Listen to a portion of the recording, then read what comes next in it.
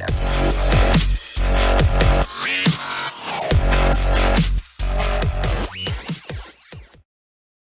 Welcome to the WiseTake DFS podcast. I am your host, CK013. You can find me on Twitter at CK_013.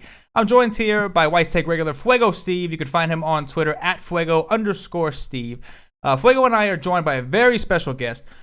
You may have heard of him, whether it be through the world of Twitter, whether you've seen his name on the leaderboards. We're here with, hold on, I got to give him the proper introduction. So we have a two-time FanDuel Live qualifier. That's the MLB Live Finals taking place in Chicago this year. You have two seats to that. Over the last 6 months, this gentleman has won over $500,000. He's a GPP-only player. He's a mass multi-enterer. And currently, he's ranked in the top 100 for Tournament Player of the Year over at Roto Grinders. Yes, I'm talking about Gaudsaab. You can find him on Twitter at DFS Nawab. You can see it on the screen. And for those of you who are listening, it's DFS NAWAAB. Gaudsaab, it's a pleasure to have you. I appreciate you joining Fuego and I. How are you doing? I'm doing good, Chris. How are you? I'm good. I'm just hoping I got through that intro. There was a lot to say there, my man. I know you've been on the game recently, but you had a lot of credentials. There was a lot for me to get through, so I'm just happy I got through that little intro right there. You talk about me when I'm fired, man. I am ice cold compared to this guy. Man, thanks for such a good introduction. Yeah, you know, you really came on the scene and you came on hard, man. It was just like boom out of nowhere. I remember Fuego had mentioned, a buddy of his is qualified, and I'm like, oh, that's cool. We see him. Next thing you know, I'm seeing your name everywhere, man. The top of every tournament, it feels like. So all these people are listening and they're tuning in to hear what you have to say, and they're going to want to know, how'd you do it? Like what is it? Like what's the secret, so to speak? Just take DFS serious. If you are if DFS is your favorite pastime, just be serious in what you're doing, and definitely you'll get the good results. Yeah. Well, one thing we know for sure is you're a very smart guy. I understand you have 2 master's degrees. Is that correct? Correct. And on top of that, you are an engineer. Is that also right? Yes, I'm an IT engineer. So it's safe to say that one, you work hard, and it's safe to say that 2, you're a very smart man. And I think it's translated pretty well for you over here in the DFS world. Would you say so? Yeah. But I've learned from many DFS professionals like Dave Birch, or it could be Draft Sheet, or it could be Siege. I followed these guys from probably 2 years or a year, and I've learned a lot from these guys, and then I just put my theory into this DFS, and I think the results came out good. Yeah, I'd say so. So real quick. Just to add to that, Chris, people ask me similar questions, and I'm like, just learning, keep learning, keep getting better, keep playing. And those are ways to get better. Follow people on Twitter, follow the pros on Twitter, sign up to subscriptions to websites, and just, just like anything in life, the more you do, the more practice, and the more you learn about anything, you're going to get better. And, that's kind of, when I decided to take it seriously, that's what I decided to do, as opposed to just, I'm going to play these games and blah, blah, blah. To take it seriously, you have to learn. Yep. That Fuego, that's a great point. I mean, it's like anything else, right? It takes practice, it takes dedication, it takes working hard. So I know before the show, we all talked a little bit, and Gaudsaab had mentioned that, like, in the beginning when he started, he started just like everybody else. He started off losing. He was losing to a lot of these same recognizable names over and over again.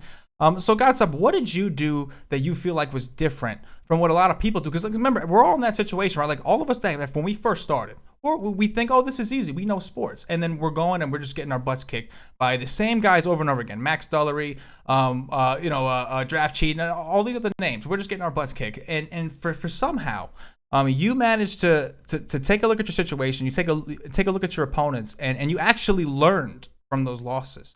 So why don't you tell us some of the things you did to help you do that?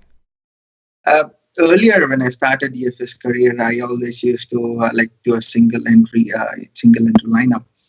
But I always used to get crushed by these guys. Max Dollery or Osmo DFS or Chipotle. These guys used to enter lineups in so many multiple ways. Even if I was in top 20, all of a sudden by end of the day, they would be in top leaderboard. So I just kept on losing. Like I deposited almost every week, then kept on losing. Then I just want to understand how exactly these guys are doing. So after 2 weeks, what I've done is I've just exported all these guys' lineups one by one. Chipotle, then Max Dollery, then Osmo DFS. I just exported all these guys' lineups. Then I started analyzing how exactly these guys are doing it. Their game theory was completely different than what I was doing all these days. I was just thinking, okay, go with the highest score projected by Vegas. That's going to give you good results, but that's not the right way. They always think in a different perspective. They always look for the upside. So it almost took 2 to 3 weeks for me to uh, get to a picture where like these guys are so smart. So they understand the upside of the games. They pick up the players where nobody thinks of. So yeah, eventually I just learned how exactly these guys are thinking, and then I've started following a few professionals on Twitter like Dave Potts or Draft Cheat. I listened to his shows when he was part of Roto Grinders. I like the way he thought about the game, and I like the way he thinks about the players, like how to pick a player from the particular game. Then I just learned eventually, and then started getting good results. That's awesome, man. There you have it, everybody. That's how you get into the head of the pros and kind of take on their mentality and become one of them. It takes work, man. It's not easy.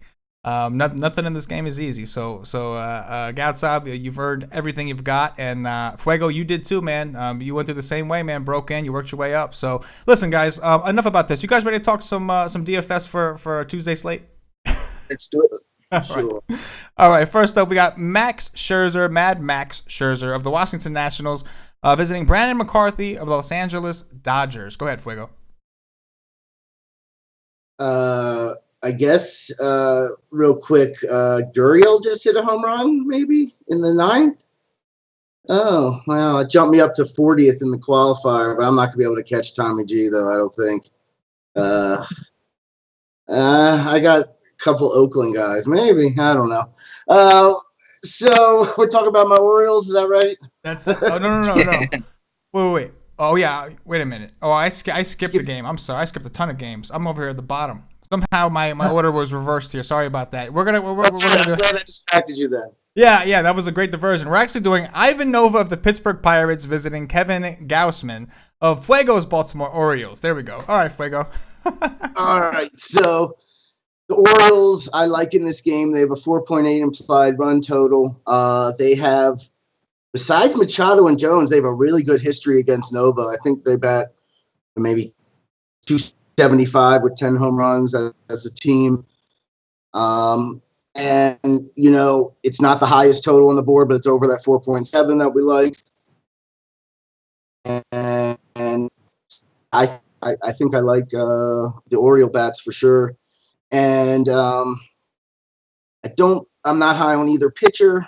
Who is it? Gas Can? Gas Can, yes. Yeah. I mean, he's, you know what? I think I might have to play him on DraftKings. If you're on DraftKings, he's 6.9. I would consider him as my second pitcher. He's had a couple of good games recently, or it shouldn't say good games, but average games. And maybe I would consider it. Pittsburgh only has a 4.3 implied run total. Don't love any of the Pittsburgh bats, and don't like Nova. All right. Gaudsaab, go ahead. What you got for us here? I don't like any both the pitchers. They don't have a good strikeout. Nova is at 13 and Gausman is at 14. So I don't like either of these pitchers, but I like Baltimore bats, especially Chris Davis. I think he's got a chance to go for a home run in this game. I like it. I'm with you guys, man, 100%. You guys want to move on to the next? If you like the BVPs, Trumbo's 10 for 21 with 3 homers, and Davis is 9 for 30 with 3 homers. Oh, wow. Yeah, I definitely like the Baltimore bats for sure.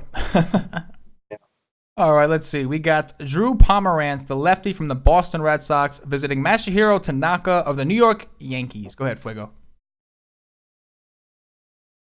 You know, on FanDuel, I doubt I'm going with either of these pitchers. DraftKings, I could see the case for Tanaka. He's 7.5. Hold on, let me see one thing. Yeah, I could see the case as your SP2 with Tanaka. As for the batters, Boston's 4.4 and Yankees 4.7. I would be more apt to roster the Yankees, although this could be a sneaky game. But I don't know. Do you ever get sneaky with Red Sox and Yankees? People like those guys, you know. So, you know, the Yankees do have a decent matchup, but it's one of these. This is one of the games. It's just such a huge slate. It's hard to get excited over this game. Yeah, for sure. Gaudsaab, go ahead. I like the New York Yankees bats here, all the power bats, especially Judge and Aaron Hicks. I wish Hicks bats in top 4 and I have a lot of interest in Hicks.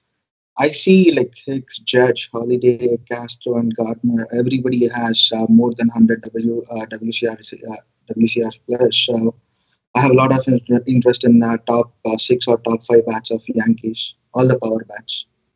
Yeah, you know that's a great point. That's something we don't talk about much. Real quick, can you do me a favor? Just explain to our listeners what you mean by WRC plus. It's a projected WOBA. I would say it's a simple form of projected WOBA. Love it. You know, it's just we never really. It's definitely something that I utilize myself, and I know Fuego and a lot of the guys utilize, but we've never actually talked about it. So seeing as how you brought it up, I figured it was a great time to explain. All right, so yeah, I'm with you guys, man. I like the Yankees bats too. Here we go. Fuego's boy Jesse Chavez of the Los Angeles Angels.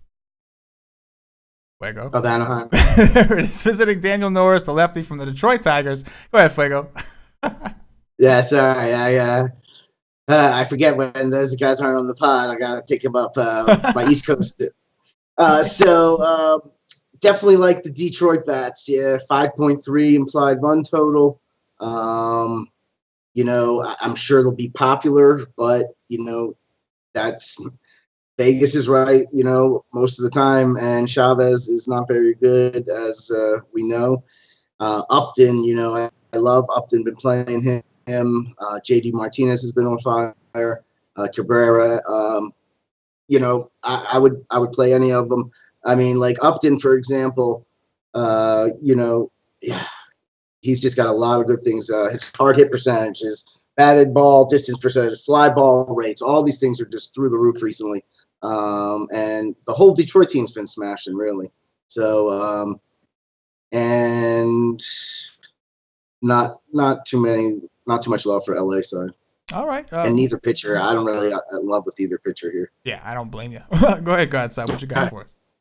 I like Detroit bats in this game, but don't make a mistake of playing one-offs from this game. Either stack it or leave it. This game or this Detroit team's going to be pretty much popular tomorrow. So either stack them or leave them, but don't play one-offs from this team. I like that perspective. That's a great point for sure. There's no upside if you're going to play one-off from this team because people's going to stack this team and one-offs wouldn't get you anywhere. So. Right. So basically, if you take the one-off, if you take like Miggy Cabrera, right, and he hits a home run, chances are everybody else has Miggy and Castellanos and Kinsler and Martinez, and so you're only getting the Miggy and you're missing out on the rest anyway, right? Exactly, yeah. Right. So either stack it or leave it. But I like it. This is definitely a juicy game. Oh, yeah, I like it. And they're projected to score 5.5, so yeah. I'm with it. All right, we got Jose Quintana, the lefty from the Chicago White Sox, visiting Chris Archer of the Tampa Bay Rays. Go ahead, Fuego. This is a game I definitely don't want anything to do with the bats. They're at 3.4 for the Sox and 4.2 for the Rays. And I definitely, you know, I've been playing Archer quite a bit. I will definitely have Archer tomorrow. He's been. Let's look at his game logs here. He only put up 30 last time. It is 60, a 50, 67. So he's got the ceiling that I'm looking for. Strikeouts, 7, 11, 12, 6, 11, 11. So I'd fire up Archer on both sides for sure. And as far as the batters on Tampa Bay side, I've been playing them. This is not the slate to play them, I don't think. Okay. Gaudsaab, go ahead. I like the price of Archer here. He was how much? 11.3 last game or 11.4 before that game. The price came down. He is 10.6. He is definitely playable, and I like his spot too. Like White Sox are pretty bad against the right-hand pitching. I understand. Like last 2 games they scored runs, but they're still pretty bad against good right-hand pitching. So I like Archer a lot here, and bats. I like Souza as one-off. If you're looking for a home run upside, probably that's the only guy from this whole game. I like it, man. I like it. I love Archer at home. I talk about it all the time. So just perspective. Over the last 2 years, if you consider home and road splits, so let's keep in mind that Max Scherzer, who we'll talk about later, is on the road, and let's keep in mind that Archer's at home, etc. Just going by the splits, home and away. Archer has probably believe it or not, a 31.64 K rate at home compared to Scherzer's 30.62 on the road over the last 2 years. So that's significant, man. And listen, Scherzer is Scherzer. Don't get me wrong. I'm just saying, Archer at home is not somebody you want to mess with. You made a great point. The White Sox have been red hot against these lefties. Pomeranz, Sale, they tagged them. This is different. Archer's a righty, and they've been significantly worse against righty. This is a great point. All right, we got Adam Wainwright of the St. Louis Cardinals visiting Tim Adelman of the Cincinnati Reds. Go ahead, Fuego. I don't like either pitcher here, but I definitely like the bats on both sides. I think this could be a sneaky game to target. 4.7 implied total for the Cardinals, 4.4 for the Reds. The 4.4 is a little lower than we'd like, but it's fine for me. If you want to do some sneaky stacks here, I think you're going to get low ownership. And there's a lot of good things. They're decent prices on FanDuel, for example. You got Billy Hamilton, Dexter Fowler, 3.2 and 3.3, both leading off. Good WOBA differences, good ISO differences. So I like the batters on both sides of this game. Okay, go ahead, Gaudsaab. I like the Cardinal bats here.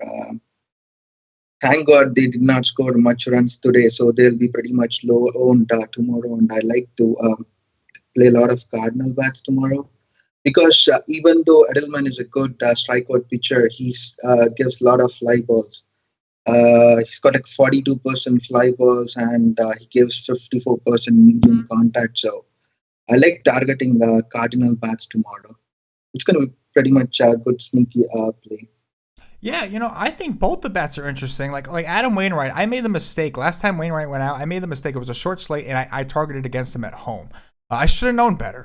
You don't want to target against him at home. His numbers on home and the road over the last 2 years are pretty significant. I mean, listen, the Cardinals are in a great spot against Adelman, and they will be overlooked. There's Coors tonight. We already talked about a bunch of great offenses. I think that this Cardinals team could go overlooked because, like you said, people played him today, and it didn't really pan out for him. So I think people are just going to jump off. Now, Wainwright, just going over his road numbers real quick, 367 WOBA on the road. It's about 6.27% worse than his home WOBA. 376 against lefties and 359 against righties. So at home, he's actually been pretty solid. The K upside hasn't been there, but he's been solid. On the road, he's been a different pitcher. Just wanted to throw that out there for the listeners. But at Gaudsaab, game theory, I'm with you on the Cardinals there. Go ahead, Fuego. I got something to say. He's been pretty consistent, though, the last 4 games on FanDuel, 46, 49, 44, and 40. Sure. That's pretty consistent. I just think there's better spots we can go to. And, right, absolutely. And I did add to your point, there are 10 teams with a 4.7 or higher implied run total. Wow. I think you're going to get ownership spread out. Yeah, I mean, there's a lot of places you can go if you don't. I think you can even go to Colorado, maybe get some lower ownership than normal. But that's a lot of places we can go to on the slate, even though there's a lot of good pitching on the slate as well. I think it's kind of split. Got a lot of good hitting spots and they got a lot of good pitching spots. Oh, this is a great tournament slate for sure. All right, we got Aaron Nola of the Philadelphia Phillies visiting Jaime Garcia, the lefty from the Atlanta Braves. Go ahead, Fuego. All right, let me pull this up here. I wrote something down here. I was surprised at Garcia's number against this team. He's allowed 0 home runs, and they're only 7 for 43 against him. So I could actually see going there on DraftKings, but he doesn't have the strikeouts, which that bothers me. Obviously, you want that. And Nola, I think, gets hit pretty well. I can't remember, but I just don't have love for either of these pitchers. I could see going to a few Atlanta guys, but both of these are in the run totals at 4.3. So I just mentioned we had 10 teams at 4.7 higher. Why do you want to go here? Yeah, I get it. Gaudsaab, what you got to add?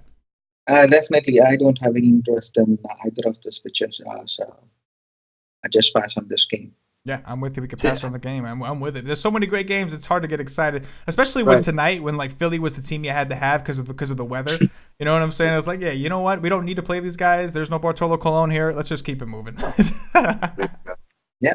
All right, we got Matt Cain of the San Francisco Giants visiting Chase Anderson of the Milwaukee Brewers. Go ahead, Fuego. In the last game, if you want to play one off from this game, play Matt Adams. Oh, he's been red hot. Really good spot. Yeah. Yeah, he's been on fire. I've been playing him up until tonight. Yeah, he's been awesome. And Nola's stats are bad against lefties. He's got an xFIP of 4.5, and Matt Adams, he's really, really hot. So if you want to play one off from this game, definitely Adams is your player. That's a great point. He's 2.7 on FanDuel, so if you want to pay down at first base and feel pretty comfortable with it, Adams is one of those guys. And you know what? People might not go there just because there's so many options, and for the fact that a lot of people respect Nola enough, they don't like targeting him. But yeah, look at the numbers. He struggles against lefties. He's a good young pitcher, but he struggles against lefties. All right, Matt Cain of the San Francisco Giants visiting Chase Anderson of the Milwaukee Brewers. Go ahead, Fuego. So, from a DraftKings perspective, I could see going Chase Anderson as your SP2. The 4.3 is the implied total for Giants, which is on the lower end. And if you're trying to sit, you can't. There's a lot of high end pitchers today. 1, 2, 3. We haven't even got to 1, 2, 3, 4, 5, 6 over 9,000. So unless you're playing 2 of them, you got to save money somewhere. So I could see going Chase Anderson. I know you're going to say San Francisco doesn't strike out a lot, but I could see it. And then I like the Milwaukee bats a little. Just the lefties, right? King's a righty. Right. Yeah, so Thames didn't do anything tonight, but he's still been playing well, and even some of the righties I could see going here. They have a 4.8 implied total, so I could see nobody ever owns Milwaukee bats. They'll probably go low owned on this slate, so I could see going there, and no real interest in the Giants. Okay, Gaudsaab, go ahead. Just watch if the roof is open for this game or not. If the roof is open, then I wouldn't play either of the pitchers. I have zero interest in both the pitchers. If the roof is closed, then yes, maybe Chase Anderson, maybe 5%, not more than that. Because as Steve said, they don't strike out much. I don't see any upside here with Anderson. With so many options, I would rather go some other place. Yeah, I got you. What about the bats? Do you have any interest in the Milwaukee bats here, Gaudsaab? I'll stack 1 to 5. Stack but 1 not to 5. not one off from this game. I definitely have interest in Sogard. He's hot. Oh yeah. Let me look at his numbers. Sure. Yeah, 1, 2, 3, 4, 5. He's got like 5 hits. So I have a lot of interest in Sogard. So if you're playing Milwaukee, stack them, and you will definitely have some good upside. Yeah, this game. I'm with you 100%. I think Milwaukee could be pretty sneaky because, like Fuego said, people don't like to play them. Matt Cain has actually not been as horrible as we're used to, but he's played a lot at home. He's been playing a lot in San Francisco. He's going to be in Milwaukee. It's a whole different ballgame. So I'm with you. But what I do like what you said again, Gaudsaab, is this is a situation where you don't really want a one-off, right? It's either fade or stack, right? Yes, definitely. Yeah. And Matt Cain, he gives 31% hard contact. So I have a lot of interest in teams. So if you're stacking, don't leave him out. He definitely has a chance to go for a yard. Absolutely. And their prices, the Milwaukee prices are solid on FanDuel. 2.8 for Sogard, who's been red hot. Gaudsaab, you just mentioned him. Thames, who you just mentioned, 3.2. That's not bad. Aguilar, if you want to play a different first baseman, 2.3. Like you got prices here. So I think Milwaukee could help you out if you're trying to pay up for pitching for sure. On DK, I think. Sorry. No, on DK, I think teams have an option to play as an outfielder too. That's right. That's correct. There's a lot of first basemen we might want. Before I go, what were you going to say? I was just going to add to I was looking at Cain's game logs, and in two of his 5 games on the road, he's given up 7 and 9 runs for negative points. Yep. He's been horrible on the road his whole career. Listen, the reason he's lasted this long is only because he plays in San Francisco. That's the only reason. All right, guys, let's move on. We got Jeff Locke of the Miami Marlins visiting Jake Arrieta of the Chicago Cubs. Go ahead, Fuego. Well, I don't. There's no run totals out yet. I guess we're waiting on the wind, but I do know that Locke versus the Cubs. I don't know what lineup they're going to put out, but he's given up 8 home runs, 42 hits, and 117 at bats for a 360 average on Cubs batters. So. Pay attention. If those are some of the guys that are hot against him, I could see playing the Cubs bats against him. And for the Cubs, Arrieta, you know my opinion. I don't like Arrieta. I'm not gonna start tomorrow. I'd rather go. Let's see on FanDuel, for example. He is 10,300. I could pay up for 400 more for Archer, or I could pay 100 less for DeGrom. I doubt I'm going Arrieta. I could even go down to Robbie Ray or up to, yeah. So he's in that zone where maybe on a smaller slate I would like him, but I just can't do it with these other guys. Though I won't be playing very many Miami bats either. All right, Gaudsaab, go ahead. I see wind blowing in at 16 miles per hour, so I have a lot of interest in both the pitchers. Jeff Locke would be a sneaky SP2. He's got a good strikeout upside, and left-hand pitcher, the wind's blowing in, so I have a lot of interest in Locke as SP2. Also, Arrieta's salary is only 9,000 on DK. I wouldn't mind playing him on DK. Not on FanDuel, but definitely on DraftKings. Yeah, that's a great There's point. There's an unbiased opinion for you. There you go. There it is. Listen, I'm with you, man. Arrieta, listen, if you look at his numbers over the last 2 years, especially at home, you're going to want to play him because of his numbers. But the way he's been, he has not looked the same recently. He just doesn't look like – he used to be untouchable. He's not untouchable this year. So I know the numbers, like all the models you look at, they're going to like him. They're going to like him because over the last couple of years, which is a decent sample size, his numbers have been there. He's been solid. It's not the case this year. Be careful. Miami doesn't strike out a ton, so you're going to want to check their lineup if you're interested in Arrieta. And as Gaudsaab said, he made a great point. If you're going to play him, it's on DraftKings where he's significantly cheaper, not on FanDuel where he's priced up with these guys like Archer, DeGrom, etc. But yeah, it's a great point. And Locke is interesting. I never looked at him as a strikeout guy, but he proved me wrong. And then the last contest, he was absolutely nasty. And that last start he had, he was nasty. So I think that's interesting. He's certainly cheap. Yeah, he's only 5,400 on DraftKings, so I wouldn't mind on as an SP2 on DraftKings for sure. Oh yeah, you can get a lot of these good bats. Look for the wind if it's blowing in. Yes, if not, just pass on. Exactly. Sounds great. All right, here we go. We got my New York Mets. Jacob deGrom, the one who let me down last time, visiting Dylan G, a former New York Met of the Texas Rangers. Looks like we got about 85-degree temperatures, 46% humidity. Fuego, start us off. So this is his first start of the year, right? Dylan Gee for Texas. Looking... It has to be, yeah. Because I think last year he was like on the Kansas City Royals or something like that, I think. And then he was in the bullpen this year for a while. Yeah, he's in the bullpen. So, yeah, so this is his first start, and Vegas doesn't like him. They have a 5.1 implied run total for your Mets. But it was interesting. He hitters in the Mets lineup are only 4 for 31 off of him, I guess, in bullpen relief or last year.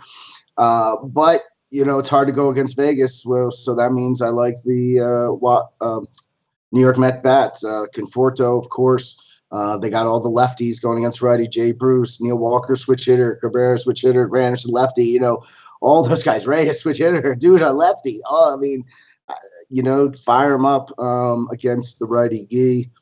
And I like DeGrom as usual, and I don't have any love for the Texas hitters.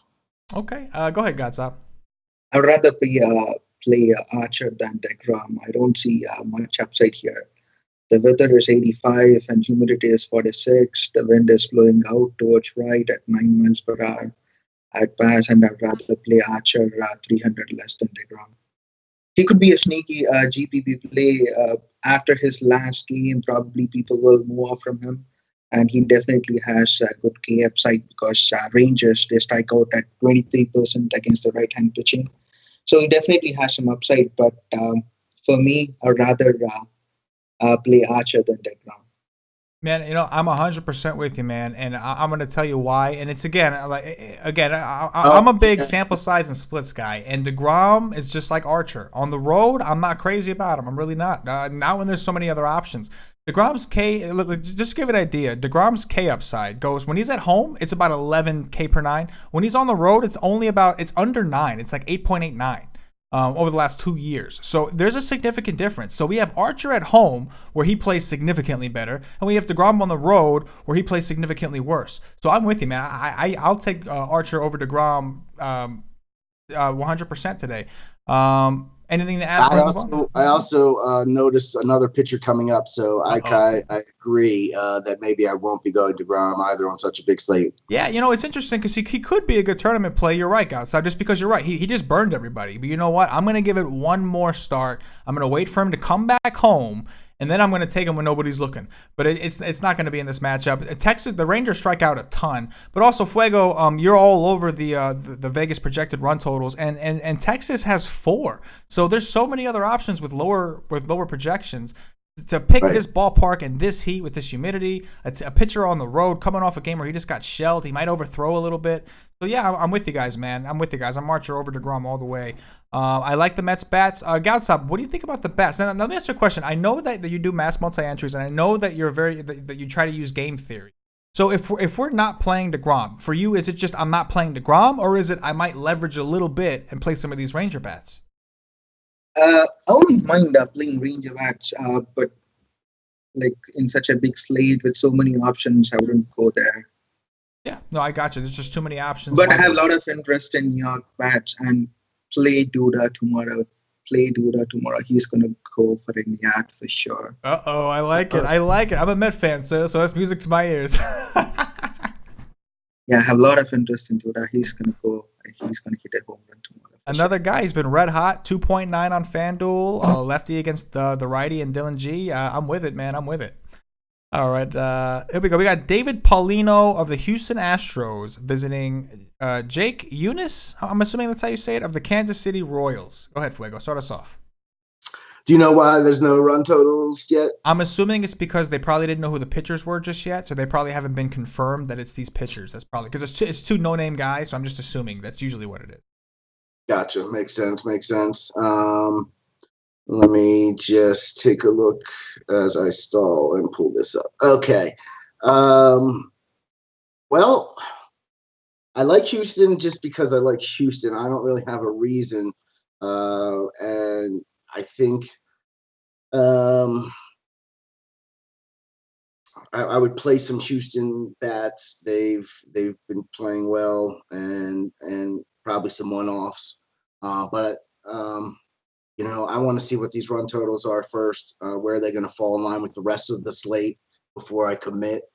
But yeah, I've been playing a little bit of Kansas City too. They're really low owned, and you can get, some guys like Bonifacio, for example, or Moustakas one-offs here and there. Okay, Gaudsaab, go ahead. I'm trying to see about the Jake Eunice guy. I just want to know what are his splits. This pretty less sample size. I don't see much data on his. So, and neither pitcher has much history at all. Right. Yeah. So. Yeah, very small. I don't think Eunice has any sample size, and Paulino's got a tiny one. Yeah, just play Texas, Houston bats. They're red hot. If you see the last 10 games, they just keep on scoring runs.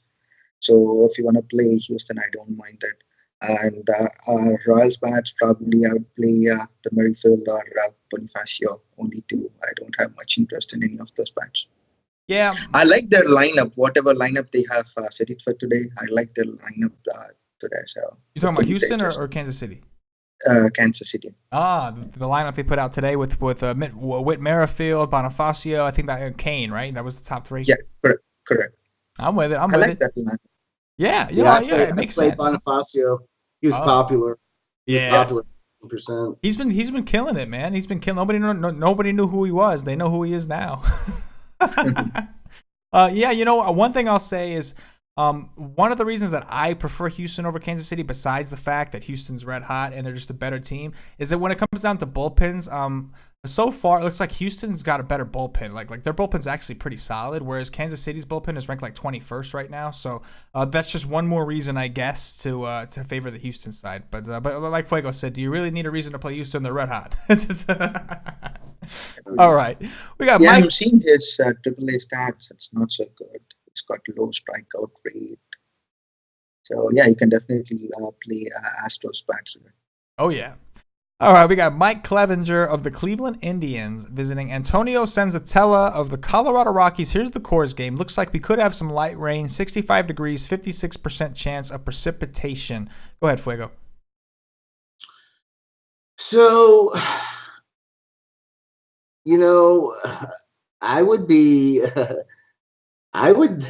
if you wanted to have some sneakiness, you could play Clevenger as a SP2 on DraftKings. I'm not saying I'd be. Let's put it this way: if you did that, I would respect you. I would respect you.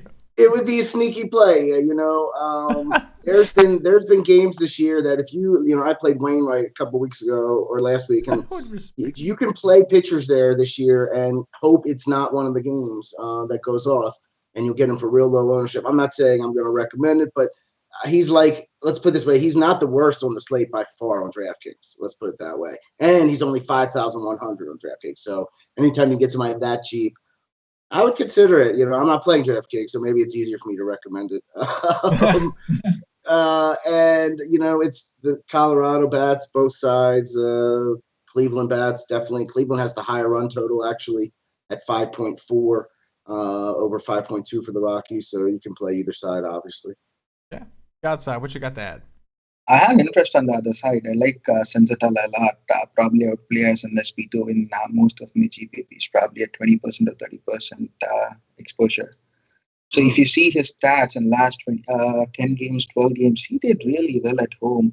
25 against Cardinals, 12 against Dodgers, 16 against Cubs, 20 against Giants, 22 against Padres. His stats are pretty good at home. It's not so bad.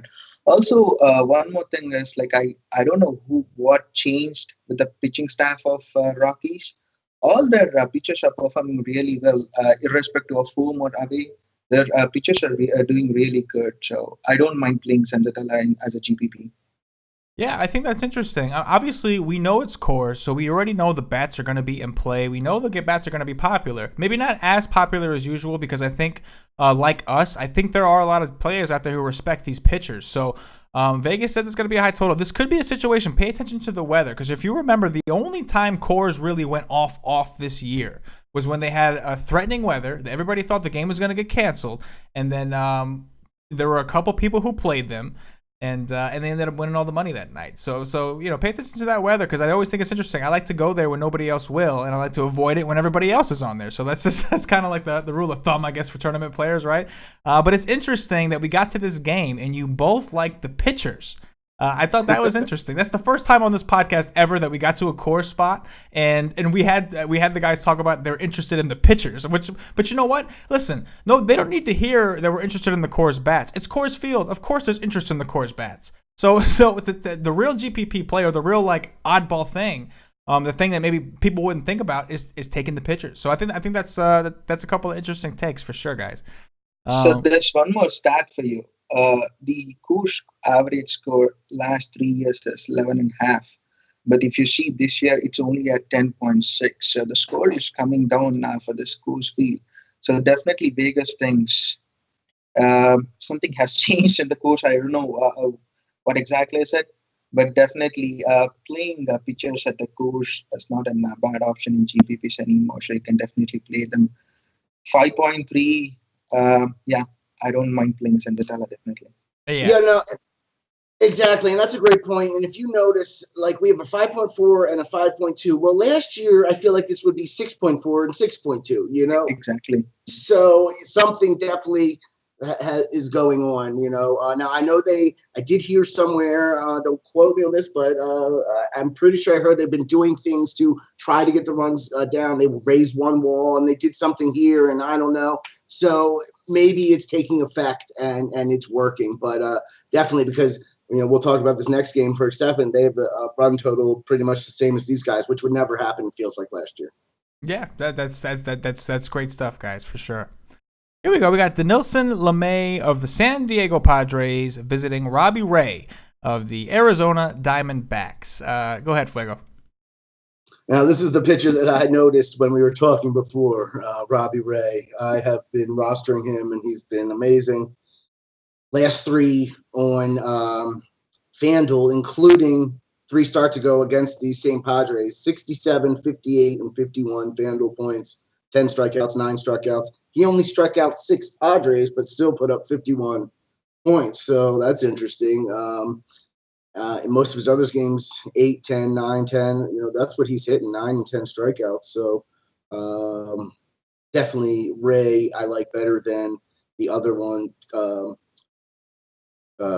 Excuse me, let me just check again what the prices were. So we have Archer at 10.7, I like. Arrieta 10.3, no. DeGrom 10.2, we decided no. And Ray at 10, yes. So take the 10.7 and the 10 and throw out the 2 in the middle. Definitely. Then obviously I like the bats against Lamet. Is that his name? Yeah, I love Arizona bats at home. Okay, go ahead, Gaudsaab. What you got? I like Ray a lot here. Padres strike out at 25% against the right-hand pitchers and left-hand pitchers, and he's been pitching really, really well. So I was looking at last 10 games, except one game, he's got more than 20 points in each game on DK. So I have a lot of interest in Robbie Ray. Okay, for sure. What about LeMay? Does anybody have any interest in LeMay? I like Arizona bad, so I would pass on LeMay. The only thing I would say is, I mean, that we have 2 games. It's a small sample size against the Mets and the Cubs. 5 innings, struck out 8 each time.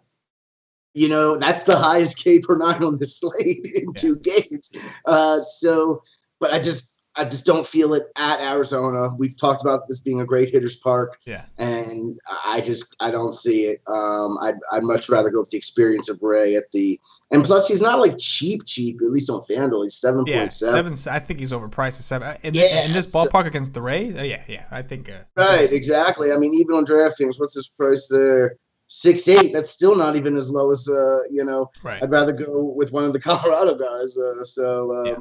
Sure. No interest there. No interest in San Diego bats either. Yeah, this park has been better than Coors as far as runs scored. I know we mentioned Coors' decline, but Arizona has been a runs machine. That place, man. Yeah, they have a 5.3 implied run total, and we just said Cleveland's 5.4 and Rockies 5.2, so they have a higher implied run total than the Rockies at home. Yeah.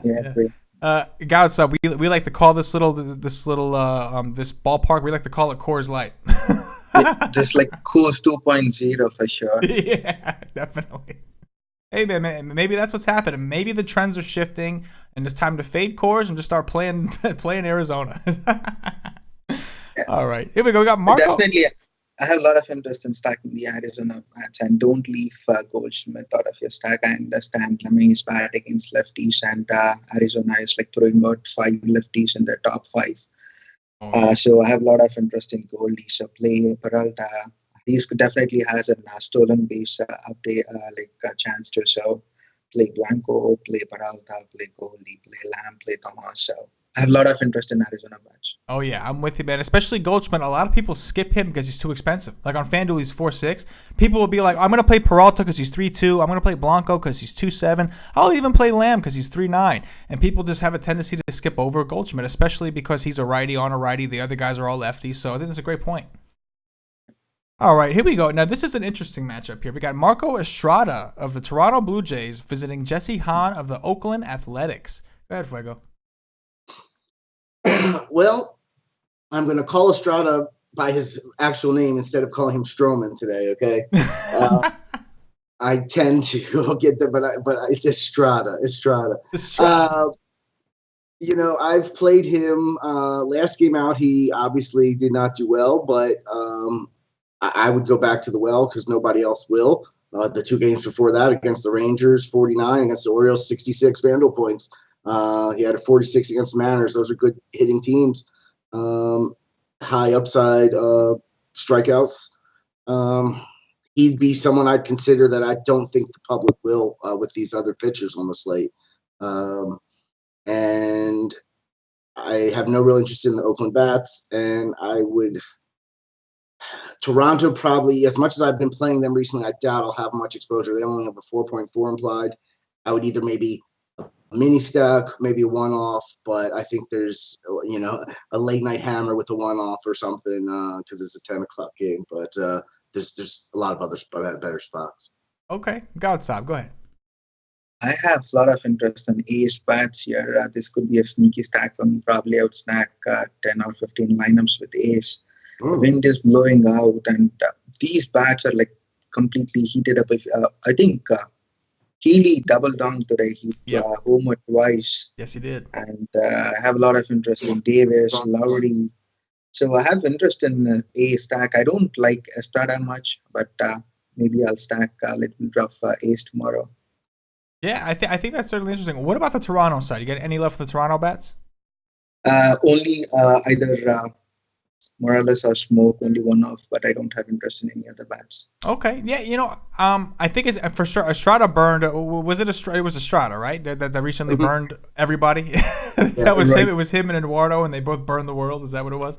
But because of that, I think Estrada. Like, if you want to play Estrada, because he's 8.9, so I feel like some people are going to go there. He may actually be somewhat popular because he's cheap.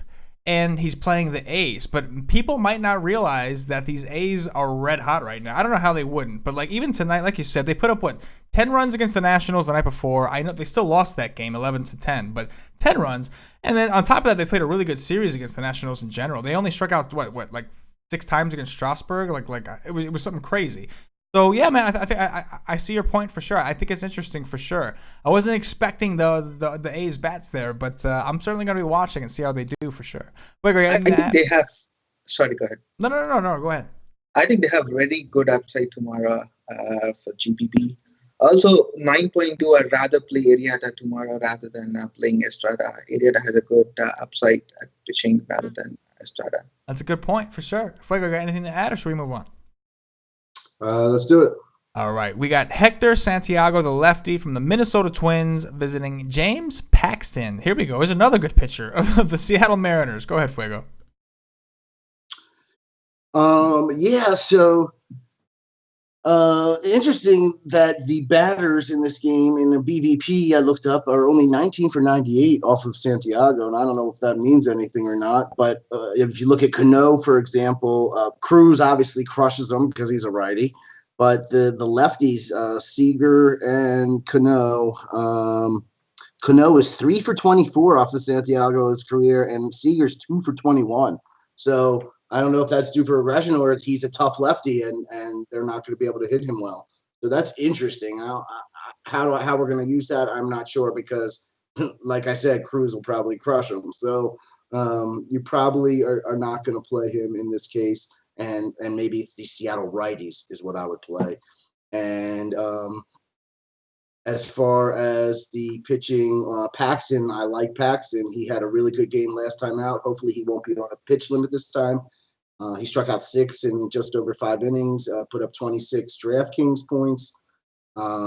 If he's not on a pitch limit, I would definitely fire Paxton up. Okay. Gaudsaab, what you got here? Yeah, Paxton is my number 3 pitcher of the slate. After Scherzer and Archer, he's my next go-to SP1 pitcher for the slate. It's like 30% strikeout rate and low walk ratio and high swinging strike rate. I like Paxton a lot for tomorrow. Oh, yeah. I'm with you guys, man. I love Paxton. Go ahead. And the Twins only have a 3.3 implied total, which is the lowest on this giant slate. Oh, yeah, man. Paxton, to me, seems like a great tournament option. Obviously, I think in cash, you don't shy away from a guy like Scherzer. I learned my lesson. I picked DeGrom over Scherzer. I'll never do that again.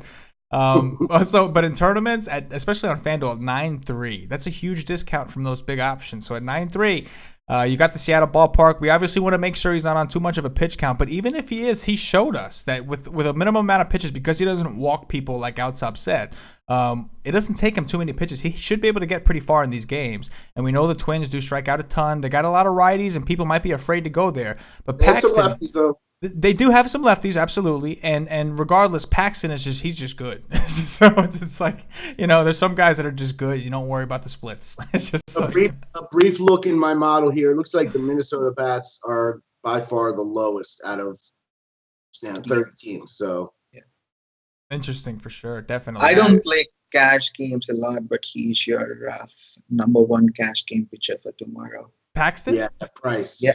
Okay. The price is 8.8 on DraftKings. So wow, is he really 8.8 on DraftKings? Yeah. I thought we were getting a deal on FanDuel at 9.3. Wow, 8.8. Yeah, 5,000, 4,000 less than Scherzer, for example. Man. Obviously. Yeah, Scherzer is 13,000 tomorrow. Oof. Oh, wow.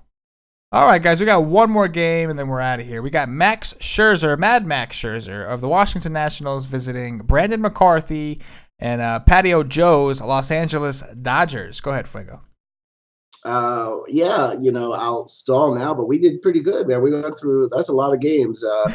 I'm surprised that we're at the last one. Let's put it that way. Here's the pat on the back, right? Yeah. So good job. Way to keep it moving. And of course, my non-limited, analysis or my listen. We're efficient. That's what we are. So of course, Scherzer is Scherzer. But we did just mention he's 13,000 on DraftKings, which Ray is the next at 11.9. If you do like DeGrom, he's 10.9. Archer's 10.6. So I could see not playing Scherzer tomorrow on this huge slate. I'm wondering if actually paying up for him specifically on DraftKings is going to be contrarian actually at 13,000 because there's so much good pitching. So that would be interesting to see. And when FanDuel, it's so different. They're all bunched up. I mean, he's 11.9, so he's only 1,000 more than Archer, for example. So I could see pitching him on FanDuel for sure. He's Max Scherzer, and interesting. McCarthy has really handled these Washington bats. The Washington batters are 5 for 43 off McCarthy with 0 home runs, which I find interesting. He might be someone I could play on DraftKings as an SP too, actually. Yeah, I like Garcia a lot. He's a perfect ground ball pitcher. He's like 47% ground ball. He's really sneaky SP2 tomorrow on DraftKings for sure. Yeah, and I have zero interest on Max tomorrow. So. Zero interest in Max? He's 13,000. I wouldn't pay 13,000 for any pitcher. Yeah. On DraftKings, I get it. What about on FanDuel? Would you pay the 11.9 on FanDuel? I have other options. I'd rather go to Archer or I'd rather play Paxton, but I wouldn't play Scherzer tomorrow. I'm with you, man. Hey, you know what? Going back to what you said, Fuego, I think people are going to play Scherzer, and I'm going to tell you why. I was one of the people that played DeGrom over Scherzer in cash and got wrecked that night. And I think there's one thing that I learned from that night that I think that everybody else is probably thinking they learned, and that's never pass Scherzer up. And so we have a situation now where we really got him put to the test. We have DeGrom here again. People ain't going to do that. Archer is never as appealing as Scherzer. People don't have them in the same league, even though the strikeout upside is actually, as I mentioned, considering their spots, technically Archer's strikeout upside is right up there with Scherzer. So I personally, for tournaments, I love Archer. I like Archer over Scherzer. I like Paxton over Scherzer as well. But I think it's interesting because Fuego, you mentioned that maybe his ownership wouldn't be too high. I don't know. Maybe it will. Maybe it won't. But I have a feeling that his ownership was on the lower side last time, and that's not going to happen again this time. Just because there are so many people, including myself, who took DeGrom. DeGrom was like 40% in tournaments the other night. The people were literally picking him over Scherzer. It was like a trend, and they all went down. And I wouldn't be surprised if they told themselves, just kind of like I did, never again. So I think it's interesting, man. You guys brought up some great points, man. See, 13,000. These Dodger bats are not like Giants who strike out a lot and give 43 points on DK. And these aren't even Padres, so I don't see any upside here. The max points he can give is 32 or 36. And spending 30,000 and getting 30 points, I would rather find the upside some other place than spending 13,000 on him. I'm with it. Fuego, you got anything to add? No, it sounds good. All right. We forgot the Seattle bats here, and I like Cruz a lot. Lefties on mound and just play Cruz if you're playing one-off from that game. Also Zunino, he's a cheap catcher, 3.4 on DraftKings. He's a good punt option if you want to. Oh, he's been red hot. Yep. Red hot. All right. Hey, listen. It's time to play some Dong Watch. You guys ready? Yep. All right, Gaudsaab. Since you are the guest here, you can go ahead. You get the first pick. So anybody you want, just no cores. Goldschmidt. I like it. There we go. Starting off bold right there. All right. Fuego, go ahead. What you got? As the Orioles announcer says, I'm going for a Trumbo Jumbo. Trumbo Jumbo. All right, let me see. All right, so now I got to pick two here. I got to think about this for just a second here. No cores, obviously. I don't think I would want to pick anybody from cores anyway. I think there's so many other guys in great spots.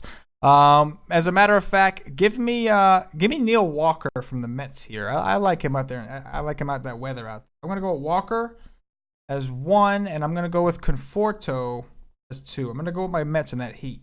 Back up to you, Fuego. I'll say Nelson Cruz. Oh, I like it. Against the lefty. And now, okay, Gaudsaab, you get 2 picks here. I'll take Cabrera Miggy from Detroit. Miggy. I like it. And who's the second one?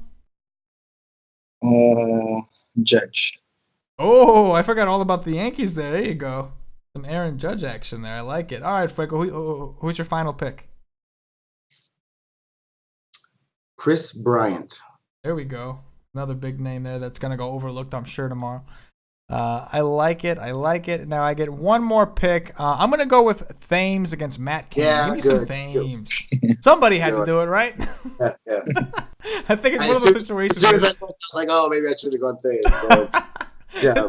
It's one of those situations where everybody's like, oh, man, I hope somebody picks him. It's just like, hey, Gaudsaab, man. Hey, I appreciate you joining me in Fuego, man. You did a great job. You did an awesome job. I know this is your first time doing a podcast like this with the game breakdowns. You did phenomenal, man. It was a blast having you on, man. Thanks for coming on. My pleasure, and thanks for having me on your show, Chris. Yeah, thanks a lot. We appreciate it. Absolutely. Fuego, thank you to you as well, man. Always appreciate the work you do for us here at WiseTake. So listen, guys, if you're watching on YouTube, please hit that like button. Subscribe to the channel. It means a lot to us. If you're listening on Podbean, give us a follow. If you're listening on iTunes, the audio-only version, give us some positive reviews. Let us know. Go ahead and tell Gaudsaab there a little bit how you felt about his take. Show him some appreciation. He came up on the pod to give you guys a little insight onto his mind. So listen, if you want to follow Gaudsaab on Twitter, it's at DFS Nawab. That's DFS NAWAAB. Listen, hit him up, man. He's a friendly guy. You could see him on the pod here. He's a good guy. Give him a follow. See what he has to say. Remember, this guy, not only does he have 2 FanDuel Live Final seats for the MLB contest going on in Chicago, but he's also won over $500,000 in the last 6 months. So I'd say it's a guy that you certainly want to hear what he has to say, right?